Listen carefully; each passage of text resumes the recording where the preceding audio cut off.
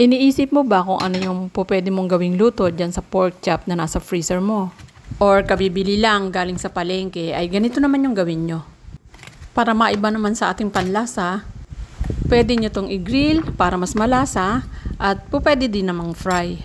Pwede rin na liempo parts ang gagamitin nyo para mas masarap. Okay, meron akong 5 pieces pork chop. Gamit ang aking meat tenderizer ay ipapound natin yung meat to break down the top connective tissues and fibers. Mas mabilis kasing maluto pagka ganito at saka mas malambot. Gagamit din tayo ng lemongrass. Medyo matagal na to sa ref kaya hindi na siya masyadong fresh. Kukuhanin lang natin yung soft part at saka natin hihiwain ng maliliit. I-mince natin ito para mas lumabas ang lasa ng ating lemongrass. Ayan, ganyan lang din yung gagawin ko sa natitira ko pang lemongrass. And then, magmi-mince din ako ng 4 cloves ng garlic. Isasama ko dito sa aking lemongrass. Pipinuhin natin mabuti para mas lumabas yung lasa niyan. Pwede nyo rin naman dikdikin yan.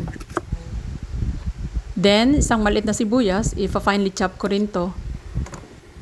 Pwede nyo rin ilagay sa blender at i-blend nyo itong mga ingredients para magmukhang paste at mas malasa pagka i-marinate yung ating pork. Sa isang bowl, maglagay lang tayo ng 2 tablespoon fish sauce or yung patis. Then, 2 tablespoon soy sauce. 1 tablespoon oyster sauce. 2 tablespoon brown sugar. Half teaspoon ground black pepper. 1 tablespoon olive oil or cooking oil. Mix lang natin hanggang matunaw yung sugar.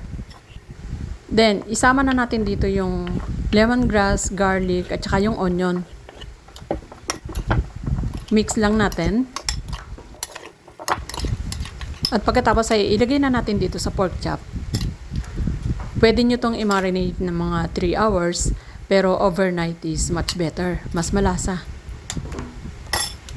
Okay, at para mas mabilis, ay gagamitan ko na to ng malinis na kamay para ma-coat lahat mabuti yung aking pork ng marinade. At pagkatapos niyan, ay i-cover muna natin ng cling wrap. Kung meron kayong lunchbox, ay pwedeng doon nyo na lang ilagay kasi meron yung takip. At saka natin to ilalagay sa ref at imamarinade natin. Kung nagmamadali kayo, pwede na yung 3 hours. Pero kung hindi naman, ay overnight ay mas malasa yan. Okay, pagka marinate ay pwede na natin iprito or kaya ay iihaw.